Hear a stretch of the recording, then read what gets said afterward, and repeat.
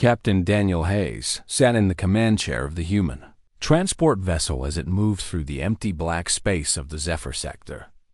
His team of 12 soldiers sat at their stations, watching the star systems drift past on their screens. The mission was simple. Earth had sent Daniel and his unit to meet with the Valorian Empire, a powerful alien civilization that ruled over a large part of space.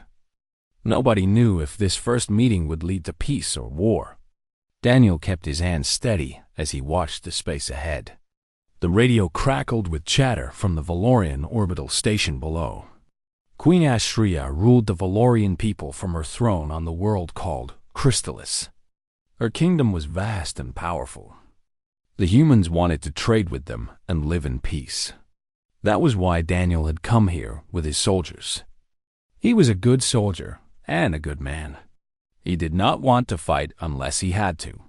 The first warning came as a bright flash on the screen ahead. Daniel stood up fast. One of his officers, Lieutenant Marcus, shouted from his seat. Something big had blown up in the sky above Crystallis. Daniel could see the explosion on the visual screen now.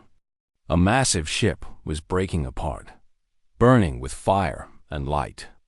The ship was falling toward the planet below, leaving a trail of smoke and flame across the sky. Daniel knew what this meant. Someone had destroyed a Valorian ship. This was bad. Very bad. The peace mission might be over before it started. He moved to the front of the bridge and stared at the falling wreckage. His soldiers were quiet, waiting for orders. Then Daniel saw something that changed everything. Small objects were falling from the broken ship. Escape pods. People were running from the dying vessel. He counted at least 20 pods, maybe more.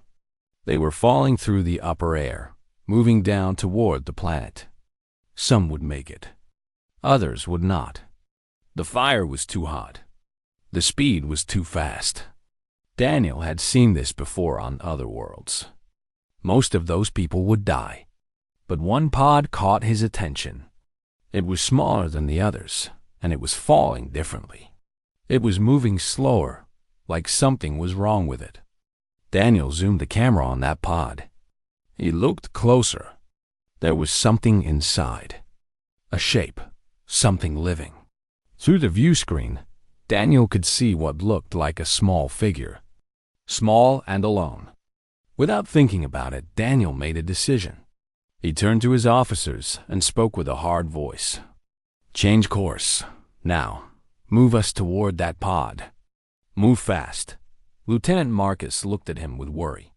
"Captain, we should wait for the Valorians. This is their system. We might start an incident." Daniel did not stop moving. He was already walking toward the small launch bay of the transport. "We have maybe 3 minutes before that pod hits the atmosphere. Once it enters, it will burn up. The shielding is damaged. I can see it on the scan. Get a suit ready for me. I am going out." "Captain, that is too dangerous." "You cannot do this," Marcus said. He followed Daniel down the corridor. "The protocols say we should forget protocols," Daniel said. He was already pulling on his heavy spacesuit. The suit was hard and thick, built to keep a human alive in the cold of space. Daniel had used it many times before. He moved fast, his hands pulling the seals tight. His mind was clear. He did not think about the danger. He only thought about the small figure in the pod falling toward fire and death. Daniel climbed into the airlock. He could hear the sound of the ship's engines changing pitch as it turned. Lieutenant Marcus was doing what Daniel asked. The ship was moving toward the falling pod. Daniel watched the numbers on his suit screen. Oxygen levels good. Temperature good. He opened the outer door of the airlock. The cold of space hit him like a wall of ice. He used the small maneuvering pack on his suit to push himself out into the darkness. The stars were all around him. Below, the planet Crystallis was huge and bright. He could see the falling pod now. It was getting close to the burn line, where the air would become so hot and thick that it would turn the pod into fire. Daniel pushed his maneuvering pack to full power. It was not fast, but it was the best he could do. His suit's computer told him the numbers. Falling pod at 300 meters distance. 200. 100. The pod was getting close to the burn line. Daniel could see it starting to glow. Red heat was touching its metal skin. He pushed harder, using every bit of power in his maneuvering pack. 50 meters. 30. 20. Daniel reached out his arm as hard as he could. His fingers touched the pod. It was hot. Very hot. He grabbed it anyway, pulling it to him. With his other hand, he pulled out a safety line from his suit and tied it to the pod's handle.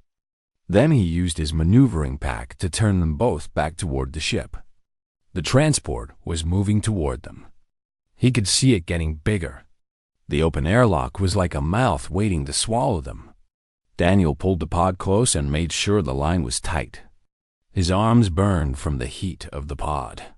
His suit was damaged from the heat, but he held on. He did not let go. The airlock came closer. Daniel felt strong hands grab him. His soldiers were pulling him and the pod inside. He felt the warmth of the ship around him. The airlock door closed behind them with a hard sound. The chamber filled with air. Daniel fell to the ground, breathing hard inside his suit. His team was around him, checking to see if he was hurt. Daniel did not care about his own pain. He pushed himself up and moved to the escape pod. His hand shook as he opened the latch. Inside, covered in emergency blankets and wrapped in safety straps, was a small figure. A child, an alien child. The child had silver hair that caught the light. Her skin was pale blue. Her eyes were large and bright. She was sleeping, protected by the pod's emergency systems. Daniel knew this child was important.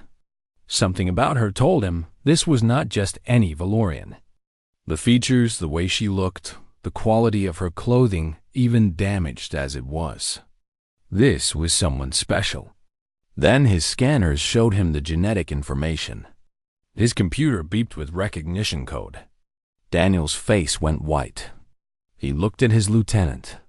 Marcus was reading the same data on his suit's computer. Their eyes met. They both understood. The small girl inside the pod was Princess Luris, the only child of Queen Astrea, the child of the most powerful being in this part of space. Daniel looked down at the sleeping princess. He had just done something that would change everything. He did not know it yet. He could not see the future. But in this moment, holding his breath and looking at the small alien girl, Daniel knew his life was different now. Nothing would ever be the same again. Outside the ship, in the space above Crystallis, a massive shadow was moving. A Valorian battlecruiser had seen the rescue on its sensors. The ship was moving fast toward the human transport. Its weapon systems were coming alive. The next few minutes would decide if this moment was the start of peace or the start of war. The Valorian battlecruiser did not open fire. Instead, it sent a message. The voice that came through Daniel's radio was calm and controlled. But underneath, it was something else. Power. Authority. The voice belonged to a Valorian, commander named Kess. He told Daniel to hold his position and prepare for escort. A fleet of Valorian ships was moving toward the human transport from multiple directions. Daniel told his team to stand down. There was no point in fighting. They were outnumbered 10-1. If the Valorians wanted to destroy them, they could do it in seconds. So Daniel waited. He watched the Valorian ships take position around the transport, forming a wall of military power. They did not attack. They formed a protective barrier instead. For the first time since the rescue, Daniel could breathe. He moved to the small medical bay where his doctor, a woman named Catherine, was checking on the princess. The girl was still asleep. She had been in that pod for a long time, and her body needed rest. Catherine looked up at Daniel with surprise on her face. "She is fine, Captain," Catherine said. "Strong. Healthy. Whoever built that pod knew what they were doing. This child lived because someone made sure she would survive." Daniel nodded. He thought about the Queen.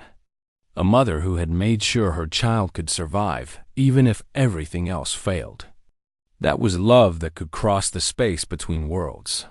The transport began to move downward, toward the surface of Chrysalis. The Valorian ship stayed close, protecting the human vessel as it entered the upper atmosphere. Daniel stood on the bridge and watched the planet grow larger. Chrysalis was beautiful. The surface was covered in tall crystal formations that caught and reflected the light from the star. The cities were built into and around these crystals, making them look like places from a dream. The landing zone was not a normal place. It was the royal platform, the place where the Queen herself walked. Daniel had never expected to land here. This was the heart of Valorian power. His transport came down with a gentle touch, guided by Valorian traffic control. When the landing struts touched the ground, Daniel felt the weight of what was about to happen. The rear door of the transport opened.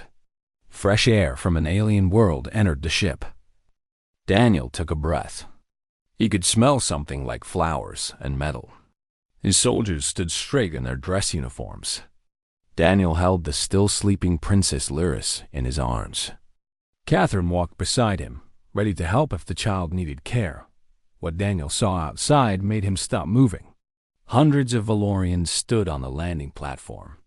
Soldiers in armor, nobles in decorated clothing. And standing at the center of them all was a figure so tall and impressive that Daniel could not look away. Queen Astrea was nearly 3 meters tall. Her skin was the color of starlight, pale and bright. Her hair was like silver water that flowed down her back. Her eyes were large and dark, and they held the power of a ruler who had made decisions that affected millions of beings. She wore a robe made of something that looked like crystallized light.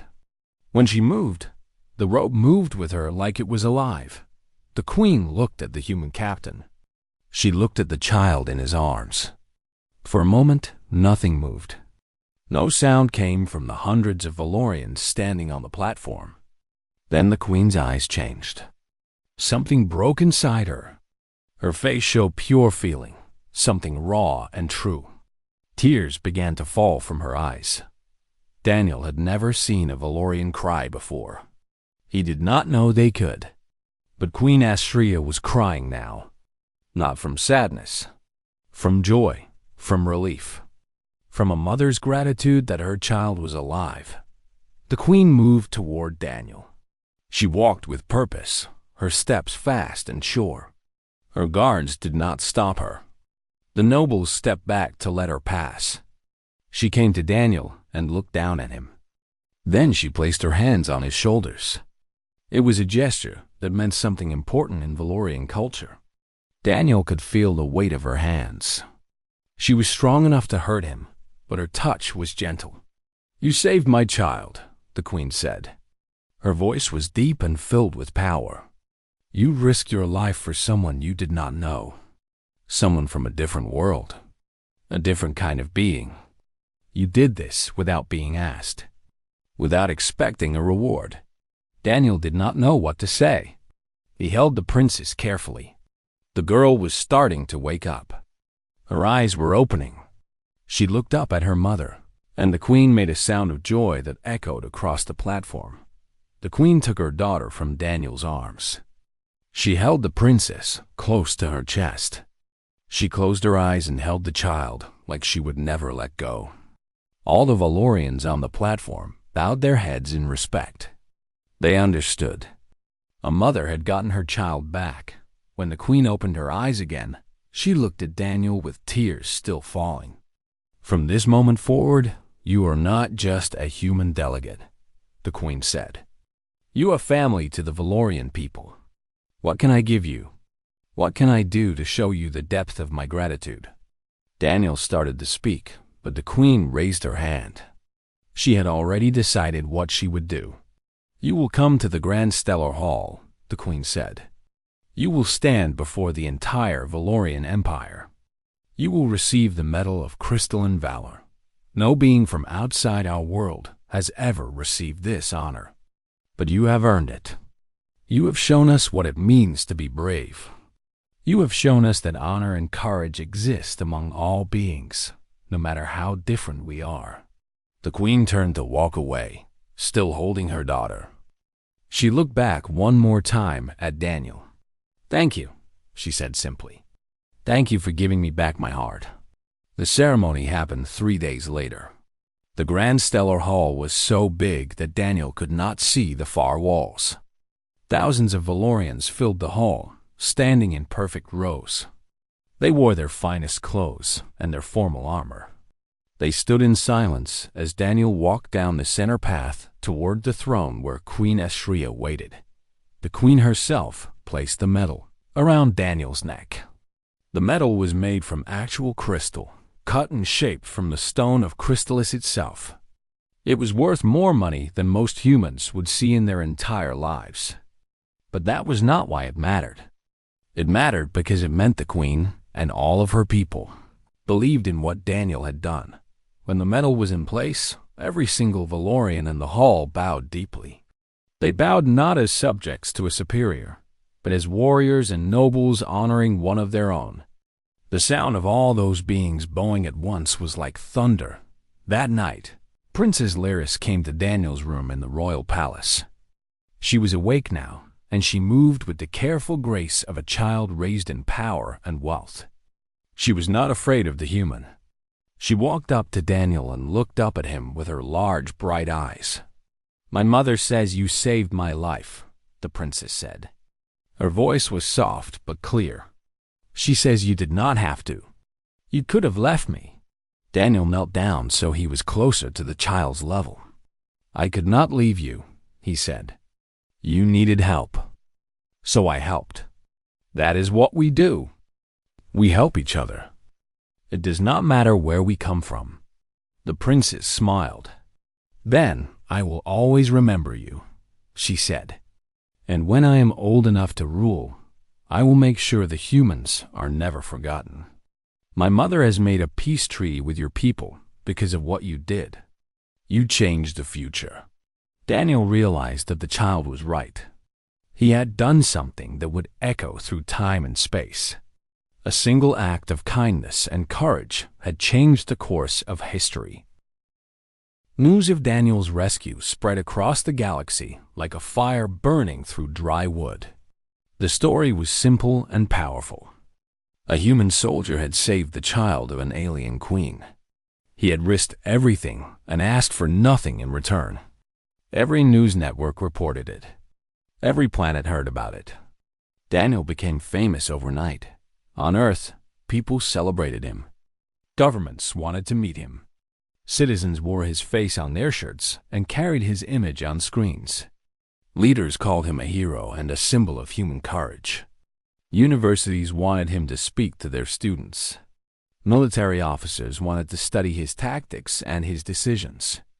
Daniel did not feel like a hero. He only felt like a man who had done what was right. But he understood that his actions had meaning beyond himself. Not everyone on Earth was happy about this, though. Some people were afraid. They worried that humans should not get so close to aliens. They thought that getting involved with the Valorians might hurt Earth in the long run. Some military leaders were upset that Daniel had made decisions without following proper channels. They said he had risked the entire human mission by acting on his own. There were meetings and arguments about what Daniel had done. But in the end, the people who supported him were louder than those who opposed him. The Valorian Empire was different. Queen Astria had made her decision about the humans, and that decision was final. She had signed a peace treaty with Earth. She had given human traders access to Valorian ports and markets. She had opened Valorian knowledge to human scientists. These were gifts worth trillions of credits. All because of Daniel. But there was a problem. Not everyone in the galaxy was happy about this new friendship between humans and Valorians. The Krell, Collective ruled a large area of space to the east of Valorian territory. The Krell were fierce warriors and traders. They had dominated this part of space for thousands of years. They believed that the Valorians should answer to them, or at least respect their power. When news came that the Valorians had made peace with humans, the Krell leaders became angry. The Krell sent messages to Queen Astrea. The messages were not kind. They said that the Valorians were making a mistake. They said that humans were weak and could not be trusted. They said that if the Valorians continued to work with humans, there would be a price to pay. The messages were clear warnings. War was coming. Queen Astrea called Daniel to a private meeting. She sat on her throne, and Daniel stood before her. The queen's face was serious and hard. She had the look of a ruler who was about to give orders that would change lives. "The Krell have made their position clear," the queen said. "They see our peace with humanity as a threat to their power. They are mobilizing their military forces. Our intelligence shows they are preparing for an attack. They believe they can defeat us because they underestimate the strength of our alliance with your people." Daniel nodded. He had expected this. Powerful beings did not like changes to the order they controlled. "I have a request for you," the queen continued. "I need a human and a Valorian to work together to prepare for what is coming. I need someone who understands both our peoples. Someone who can make us work as one. I am asking you to lead our combined military forces, Captain Daniel Hayes. I am asking you to be the bridge between our worlds when battle comes." Daniel did not hesitate. "I will do this," he said. "I will not let them hurt your people." The queen stood up. She walked down from her throne and placed her hand on Daniel's shoulder. "Then let us prepare for war," she said. Daniel moved to a military command center that was built beneath the crystal cities of Crystalis. The center was huge and complex. Thousands of Valorian officers worked there, managing ships and soldiers across a vast territory. Daniel had to learn how they thought. He had to understand their tactics and their culture. It was not easy. Many Valorians were skeptical of taking orders from a human. But they obeyed because the queen had commanded it. Daniel brought in human, military advisors from the ships that had come with him. These advisors were skilled in strategy and tactics. They brought new ideas to the Valorian command structure. Some Valorian commanders resisted these ideas, but Daniel insisted. He said that the strength of their alliance would come from combining human and Valorian methods. Daniel spent time with Princess Lyris during this period. The young girl would visit his command quarters in the evenings. She would sit in a chair and watch him work on maps and strategy plans. Sometimes she would ask questions about human thinking. Sometimes she would share what she had learned about Valorian philosophy and beliefs. "Are you afraid?" the princess asked one evening. She was looking at the maps of the Krell territory spread out on Daniel's table. Daniel considered the question carefully.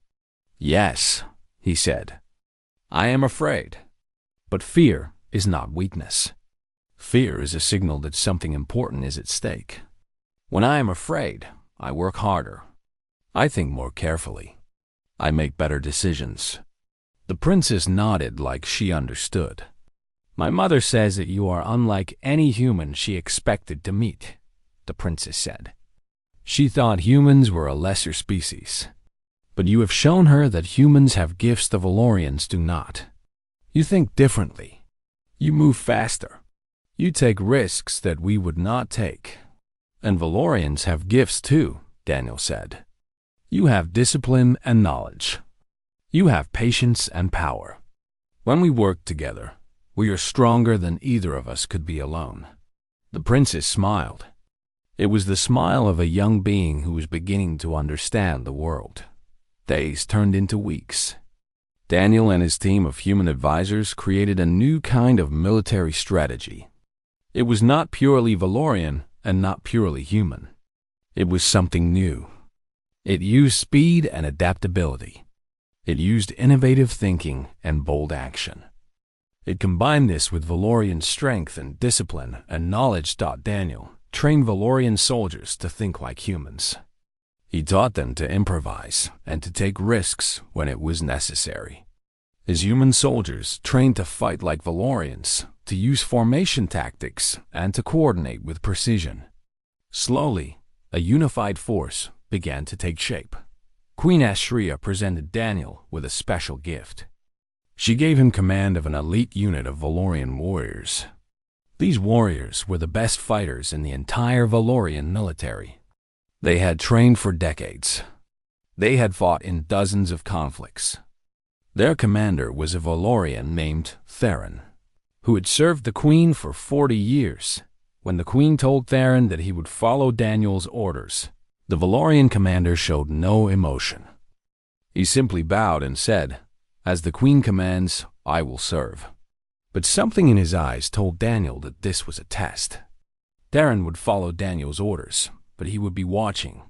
He would be evaluating. If Daniel proved himself weak, Theron would say so. Daniel did not try to be different around Theron. He simply gave orders and expected them to be followed. He treated Theron with respect as a fellow warrior. He listened to Theron's ideas and sometimes used them. Theron was a skilled commander, and Daniel was smart enough to learn from him. Over time, Theron's skepticism turned into something else: respect. The Valorian commander began to see that Daniel was a true warrior. Daniel understood tactics and strategy. He understood how to keep soldiers alive while achieving goals. He was not afraid to make hard decisions. One evening, after a training exercise, Theron approached Daniel on the training ground. The Valorian was covered in dust from the day's work. He looked at Daniel and spoke with a formal tone. "You are a worthy commander," Theron said. "I did not expect this when the Queen first gave you command over me and my warriors. But I was wrong to doubt. You have the heart of a true warrior. You will lead us to victory or you will die trying. Both are honorable outcomes." Daniel extended his hand. Theron took it. In that gesture, the bond between human and Valorian solidified into something real and unbreakable. The time for waiting was ending. Intelligence reports showed that the Krull forces were almost ready. They were gathering their ships and soldiers at a staging point near the border between their space and Valorian space. Within days, they would attack. Daniel stood in the command center and looked at the map showing Krull positions.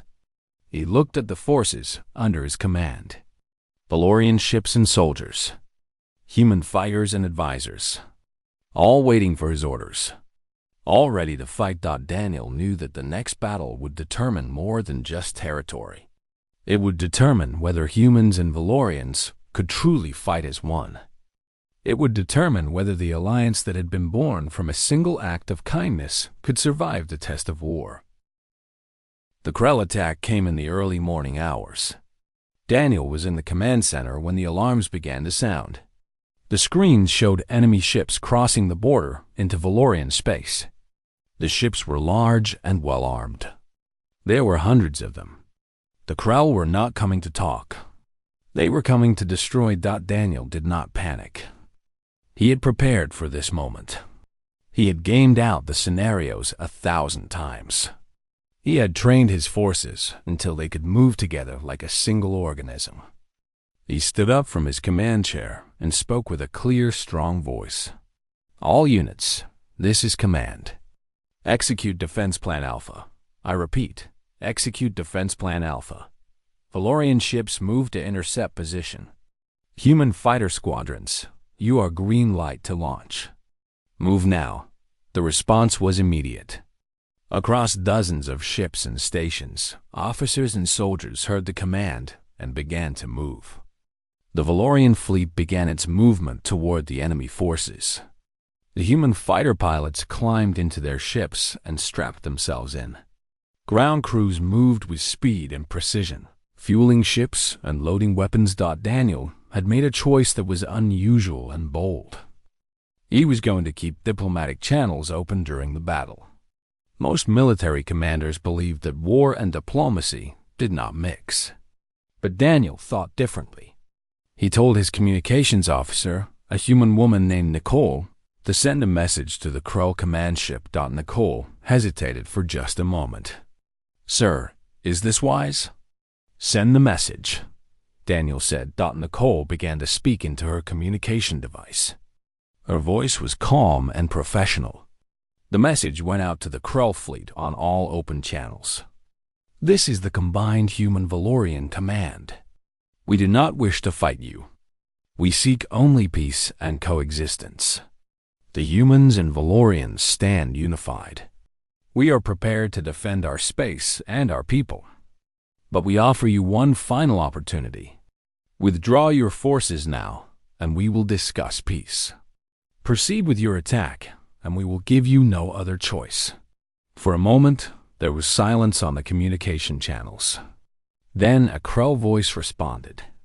The voice was harsh and filled with contempt. "You are fools," the Krell commander said. "You have allied yourselves with a weak species. Humans are fragile and short-lived. They break easily. We will crush your alliance like crystal breaking under pressure. We will show the galaxy what happens when you defy the Krell Collective." The Krell ships opened fire. Space erupted into violence and light. Laser beams cut through the darkness. Missiles flew from ship to ship. The Valorian fleet moved to meet the Krell assault. The ships came together in a massive battle formation. This was traditional Krell and Valorian combat. Large ships fighting large ships. Heavy armor against heavy weapons. But Daniel had learned from studying human history. The biggest and strongest did not always win. Often, the side that adapted and innovated faster was the one that survived. Daniel gave his next order. Launch all human fighter squadrons. Do not engage the large ships. Find gaps in their formation. Target communication systems and shield generators. Use your speed. Use your mobility. Make them think about what you are doing. The human fighters launched from their launch base. There were 300 of them. They were smaller and less heavily armed than Krell fighters. But they were faster. They were more agile. And the humans who flew them had been trained to think creatively. They had been taught to see problems and find solutions that others would not think of. The fighter pilots cut through the Krell formation like sharks moving through water. The Krell fighters tried to intercept them, but the human pilots were too fast, too unpredictable. One human pilot named Victor dove his fighter directly at a Krell battleship, getting closer than any standard pilot would ever get. At the last second, he fired his missiles at the ship's shield generators and peeled away. The generators failed. The battleship's shields dropped. Behind him, 3 Valorian attack craft moved in and struck with precision. The Krell commander had assumed that the humans would be weak and easy to defeat. This had been his first mistake. His second mistake was underestimating how well the humans and Valorians had trained together. When Krell fighters tried to break through the Valorian defense lines, human bombers appeared from unexpected angles and scattered them. When Valorian capital ships needed protection, human fast attack craft provided it. The two species were working together with a synchronization that no one had believed was possible, but the battle was far from won. The Krell had more ships and more firepower. As the hours passed, the combined human-Valorian force was losing ground. Valorian ships were damaged and destroyed. Human pilots were being lost.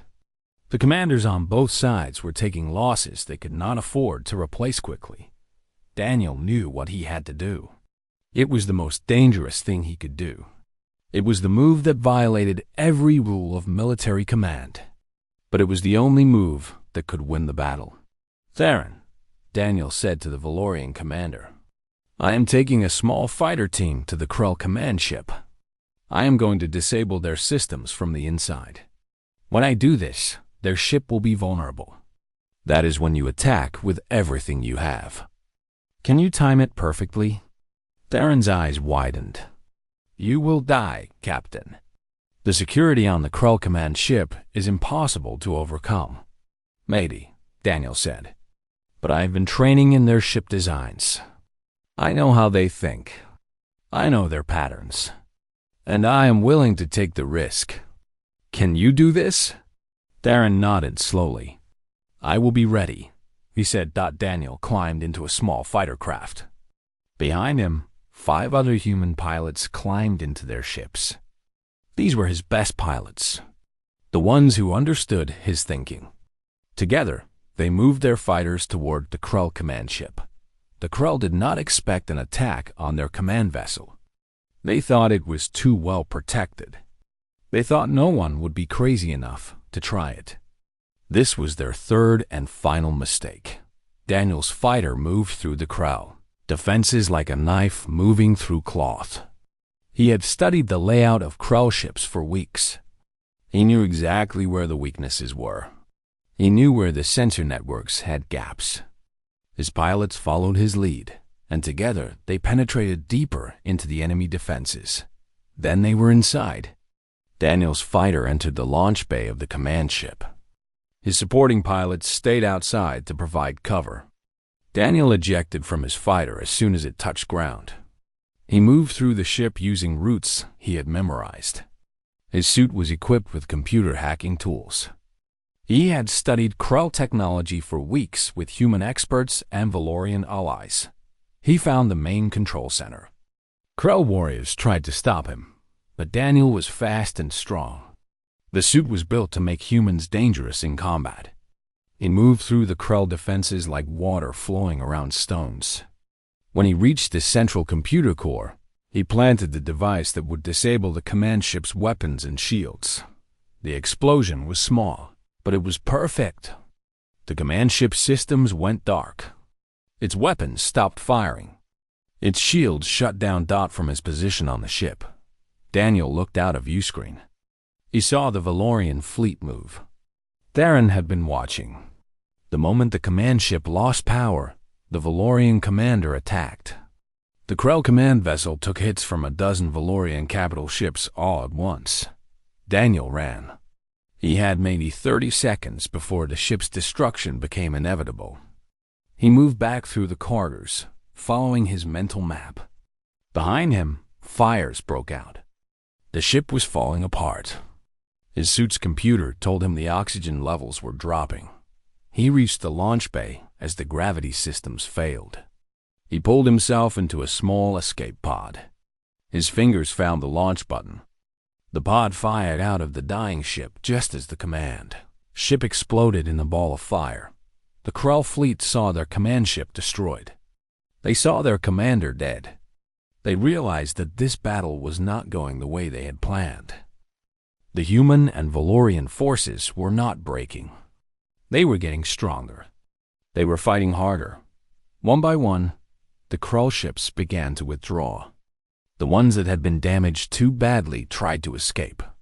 The ones that were still fighting began to pull back. Within minutes, the battle was over. The Krull fleet was in retreat, moving away from Valorian space as fast as their ships could move. Daniel's escape pod was picked up by a Valorian rescue ship. When the hatch opened, Theron himself was there to greet him. The Valorian commander looked at the human captain with something close to awe in his eyes. "You are insane," Theron said, "and you are the greatest warrior I have ever known." Daniel laughed. It was the laugh of a man who had just survived something that should have killed him. "We won," he said simply. "Yes," Theron agreed. "We won. Because you showed us that humans and Valorians can be more than allies. We can be brothers." Word of the battle spread across the galaxy. The Human-Valorian Alliance had defeated the Krull Collective. They had won through innovation, courage, and unity. News networks reported every detail. Every planet heard how humans and Valorians had fought side by side. Every species understood that a new power had emerged in the galaxy. But more importantly, the battle had proven something else. It had proven that different species could work together. It had proven that mercy and wisdom could be stronger than violence and conquest. It had proven that a single human soldier's act of kindness could change the course of history and the future of worlds. The weeks after the battle were filled with celebration and work. The Krell had signed a peace agreement within days of their retreat. They had lost too much. They had paid a price they could not recover from quickly. The Krell Collective still ruled their territory, but they no longer believed that they could expand it through force against the humans and Valorians. Earth's government called Daniel home. They wanted to honor him in the way humans honored their greatest heroes. A ship was prepared to take him back to his home world. But before he left, Queen Astrea summoned him to the throne room one final time. The queen sat on her throne, with Princess Lyris standing beside her. The young girl had grown and changed since the rescue. She was still only a child, but she was beginning to show the qualities that would make her a great ruler someday. She looked at Daniel with the kind of respect that usually took decades to earn. The queen stood and descended from her throne. She came to Daniel and placed her hands on his shoulders, just as she had done on the landing platform after the rescue. But this time, something different was happening. "Captain Daniel Hayes," the queen said, "you have saved my child. You have defended my people. You have changed the destiny of our empire. Now I wish to offer you something that no human has ever received. I wish to make you a permanent member of the Valorian military structure. You will hold the rank of Grand Admiral. You will be the supreme commander of all joint human-Valorian military operations. No being from another species has ever held such a position, but you have earned it through your actions and your character." Daniel tried to protest, but the queen raised her hand. "There is more," she said. "I am establishing the Daniel Hayes Institute for Interspecies Understanding and Cooperation. This institute will be built on a station orbiting in neutral space between our worlds. It will be a place where humans and Valorians can study together. It will be a place where young beings from both species can learn to understand each other. It will be a place where the friendship that was born when you saved my daughter can grow and become stronger with each generation. I am asking you to be the first director of this institute." The ceremony to honor Daniel took place in the Grand Stellar Hall once again. But this time, the hall was even more crowded. Humans had come from Earth. Valorians from across the Empire had gathered. Even some Krell representatives were present, watching to understand what had changed the balance of power in the galaxy. Daniel stood alone in the center of the hall as the queen approached. She was carrying a new insignia. It was made of white metal and contained symbols from both human and Valorian cultures. The insignia showed a human and a Valorian standing together, with light shining around them. The queen placed the insignia on Daniel's chest. As she did this, the entire assembly stood and raised their hands in the Valorian gesture of supreme honor. Then, one by one, they began to bow. Not a small bow, a deep, full bow that showed complete respect and acknowledgement. When the ceremony was finished, Daniel moved through the crowd. Soldiers and nobles came to speak with him. Military officers wanted to discuss strategy and tactics. Diplomats wanted to discuss trade and cooperation. Scientists wanted to discuss technology and knowledge sharing. Everyone wanted a moment with the man who had changed the galaxy. But the moment Daniel valued most came from Princess Lyris. The young girl found him in a quieter section of the hall. She was dressed in formal clothing that showed her status as a royal heir. But her face still had the light of youth in it. "Captain Daniel," she said formally. Then she smiled and spoke more casually. "Or should I call you Grand Admiral now?" Daniel laughed. "You can call me whatever you like, Princess. You always will be." Lyris took his hand. "I wanted to thank you again," she said. "Not just for saving my life, but for everything that came after. My mother told me about what you did in the battle. You risked your life to save our people. That is the definition of a true hero." "I just did what needed to be done," Daniel said. "No," Lyris said, shaking her head. You did more than that. You showed me that the greatest strength comes not from weapons or power, but from caring about others. You cared about me enough to risk death.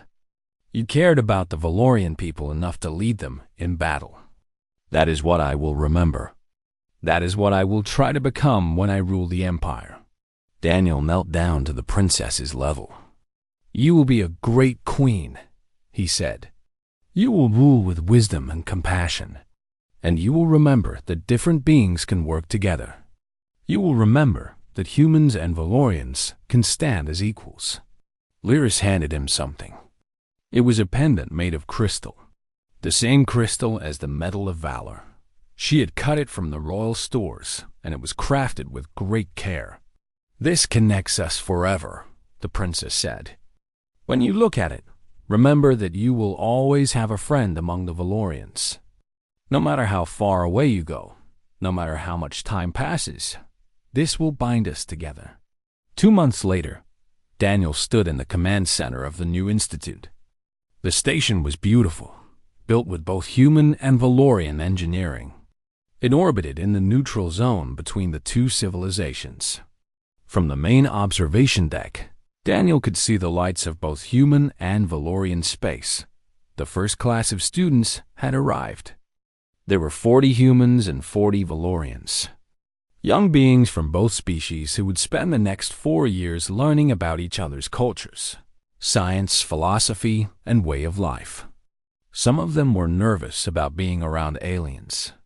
Some of them were excited. All of them were beginning a journey that would change their lives. Daniel had hired both human and Valorian teachers. He had created a curriculum that showed the best of both civilizations. He had built classrooms and research laboratories. He had created dormitories where students from both species could live together and learn from each other daily. On the first day of classes, Daniel stood before all the students in the main assembly hall. He looked out at the faces of humans and Valorians, young and old, excited and nervous. He thought about everything that had happened: the rescue, the honor, the battle, the victory. Welcome to the Daniel Hayes Institute, he said. You are here because you believe that beings from different worlds can understand each other. You are here because you believe that cooperation is stronger than conflict. You are here because you believe that the future can be better than the past. Daniel paused. He pulled out the crystal pendant that Princess Lyris had given him. This pendant was given to me by the princess of the Valorian Empire, he continued. It was given to me as a symbol that we can be friends across the vastness of space, that we can be family even though we are born on different worlds. This institute exists for the same reason. It exists to create connections.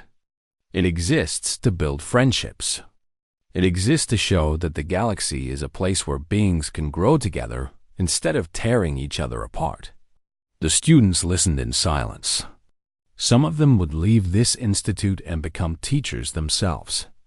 Some would become scientists or military officers. Some would become diplomats who would help build new alliances. All of them would carry the lesson that different beings could work together. 3 years later, the news came that changed everything again. Queen Ashria had been killed in an accident. The throne had passed to Princess Lyris. At only 17 years old, she was the youngest ruler the Valorian Empire had ever had. The doubters said she was too young. The critics said she could not handle the responsibility. But the new Queen Lyris remembered the lessons of her childhood. She remembered the human captain who had saved her life. She remembered the battle where humans and Valorians fought together. She remembered the institute that Daniel had built to bring her people together with humanity. One of Queen Lyris's first official acts was to strengthen the alliance with Earth even more. She created new trade agreements. She opened Valorian universities to human students. She made Daniel a permanent advisor to the throne, a position of great honor and responsibility. Daniel was standing in his office at the institute when he received a message from Queen Lyris. She wanted him to come to the royal palace on Chrysalis. She had something important to discuss. When Daniel arrived, he found the queen sitting on her throne. But she stood up when he entered, which was not protocol. Queens did not stand for their subjects. But Lyris considered Daniel much more than a subject. "Daniel," she said, using his first name in private audience, "I have been thinking about our future. The alliance between our peoples must be strong and permanent. I want to create something that will bind us together forever. I want to establish the Treaty of Chrysalis.